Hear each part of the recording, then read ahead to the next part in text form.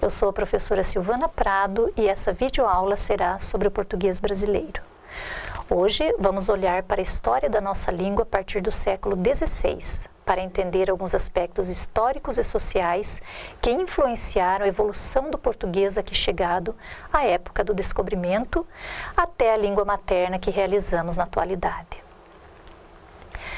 A fase inicial do português brasileiro vê uma competição entre a língua portuguesa trazida pelos colonizadores e a língua geral utilizada no Brasil.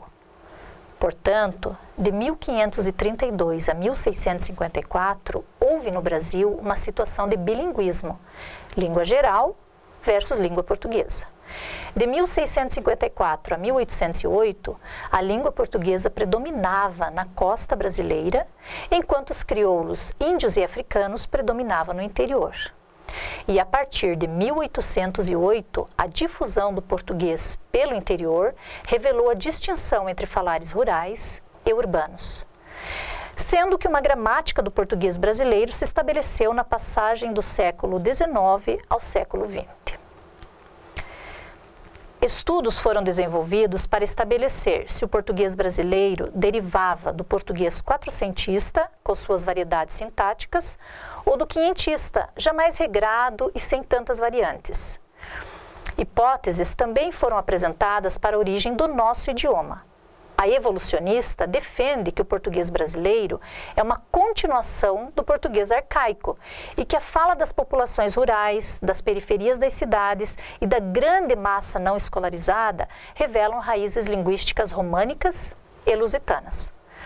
Por outro lado, a tese criolista defende que modificações na língua vieram de contribuições das línguas africanas e das línguas indígenas ou de contato entre elas e o português. E também a internalista, que acentua as tendências próprias ao sistema linguístico que levam às mudanças. Com relação à norma portuguesa que alcançou o Brasil, a hipótese meridionalista é descartada, pois acredita-se que o português que se desenvolveu no Brasil é um português médio, desregionalizado, resultado do contato linguístico entre dialetos das diversas regiões portuguesas.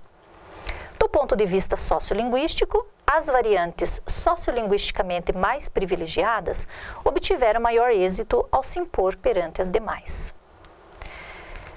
Considerando-se as línguas indígenas existentes no Brasil na época do descobrimento, os números variam de 360 a 1500, que foram classificadas em 4 famílias e 2 troncos linguísticos.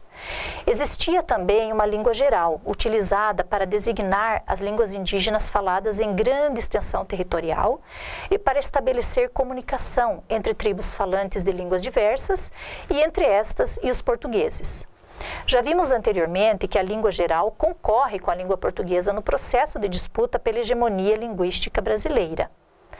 Houve um movimento inicial de aprendizagem do tupinambá pelos portugueses, ao invés da aprendizagem do português pelos índios. No decorrer do processo de evolução do português brasileiro, encontramos diferentes definições para a língua geral. A língua geral brasileira não é africana nem indígena, mas sim continuadora do português. É a língua geral do Brasil caipira. A documentação colonial usa essa expressão quando se refere a falar a língua geral, usar a língua geral, saber a língua geral, referindo-se a um português simplificado, com interferências das línguas indígenas e também das línguas africanas. As línguas gerais indígenas eram aquelas utilizadas em grandes extensões territoriais. Língua geral, isto é, no tupi missionário fabricado pelos jesuítas. Segundo ele, os jesuítas, baseando-se no tupi, língua falada pelas populações indígenas da costa brasileira, composta por dialetos muito semelhantes, constituíram uma língua de comunicação, a língua geral, para ser usada como língua de catequese.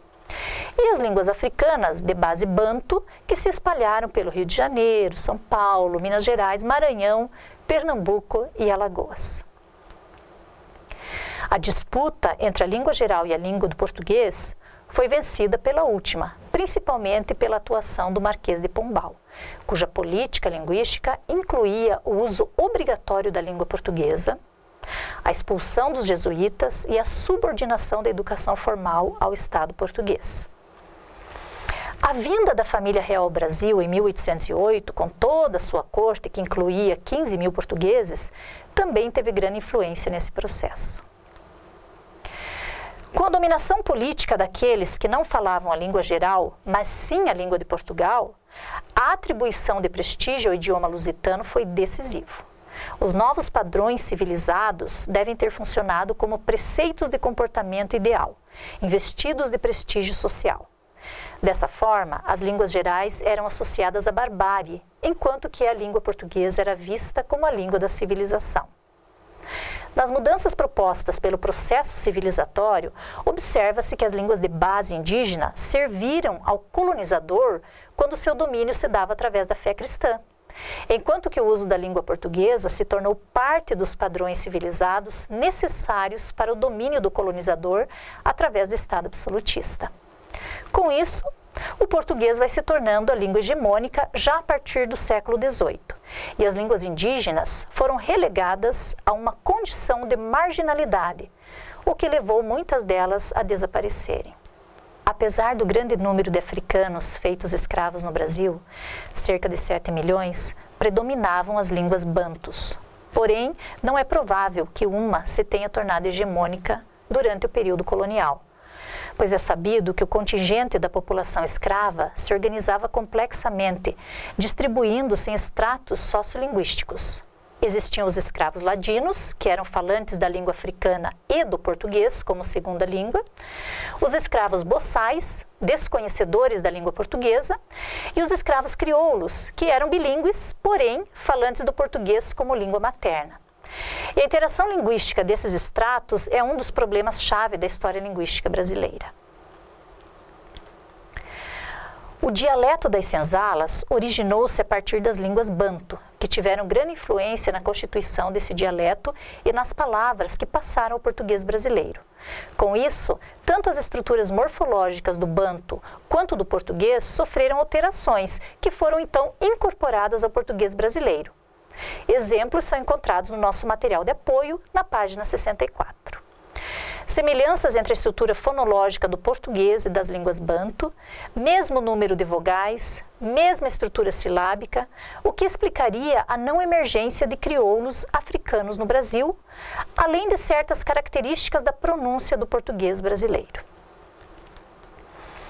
Desse contato com as línguas indígenas, línguas gerais indígenas e com o português do colonizador, o desenvolvimento histórico do Brasil indica que o negro aqui trazido adotou o português por ser essa uma língua constante em toda a colônia e possivelmente porque uma parcela dos africanos já dominava alguma forma de português adquirido na rota do tráfico.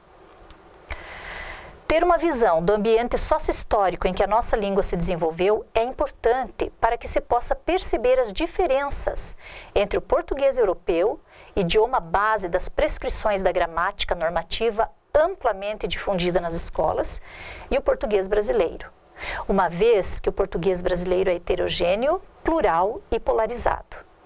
Isso lhe dará uma melhor compreensão do porquê de alguns usos do português atual, verificando se há nesse comportamento linguístico uma tendência histórica. Tal conhecimento também lhe possibilitará explicar aos alunos e alunas por que o português brasileiro é tão diversificado, porque ele tem características semelhantes às de outras línguas e porque, com o passar do tempo, algumas palavras e formas de organização da língua deixam de ser usadas e novas aparecem. Além desse subsídio, você ainda pode tratar a história da língua como um componente cultural das suas aulas. Obrigada e até o nosso próximo encontro.